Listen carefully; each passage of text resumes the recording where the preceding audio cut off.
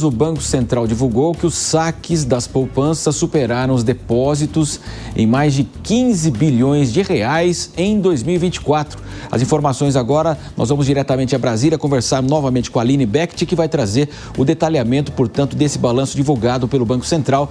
Seja mais uma vez bem-vinda aqui ao Jornal da Manhã. Olha, Marcelo, de acordo com esse balanço da caderneta de poupança que foi registrada aí pelo Banco Central, o Brasil registrou saídas líquidas da caderneta de poupança aí que somaram 15,44 bilhões. Esse é um número considerável melhor em comparação com o que registrou em 2023, sendo 87,8 bilhões que foram retirados em 2023. Esses depósitos no ano, eles somaram aí 4,17 trilhões de reais e as retiradas totalizaram 4,21 trilhões. Apesar de ter aí um número maior das retiradas do que o que foi depositado, o Banco Central analisa que os depósitos eles tiveram um aumento de 1,3 trilhão graças a esses rendimentos que foram creditados aí na poupança. Esse cenário ocorreu em meio a uma recuperação econômica, com o desemprego atingindo 6,1%. Esse é o menor nível histórico e o PIB crescendo 0,9% no terceiro semestre.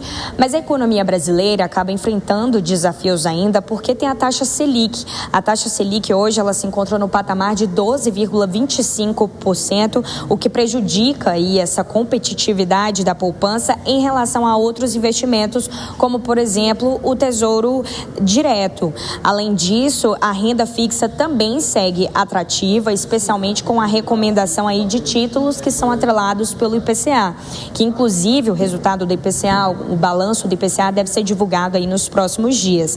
O Banco Central já indicou que haverá um aumento da taxa Selic, eu lembro isso a vocês, haverá novas reuniões ao decorrer do ano do Copom, e a próxima está marcada para o dia 28, 29 aí de janeiro, no finalzinho do mês, e deve haver um aumento desse patamar de 12,25%. Isso prejudica em relação à competitividade, em relação ao mercado financeiro e à inflação, enquanto o mercado de ações ele deve continuar enfrentando essas dificuldades da alta da taxa de juros. Então a gente segue por aqui acompanhando como que deve ficar e especialmente também essa próxima reunião do Copom no fim do mês, Marcelo.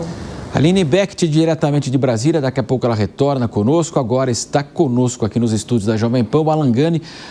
Alan, mais saques do que depósitos na poupança, isso significa mudança para uma aplicação que rende mais ou uma necessidade de sacar em relação à economia, o dia a dia do brasileiro? Não, tem uma necessidade de saque, né? Significa que você não está conseguindo fechar as contas com o seu salário.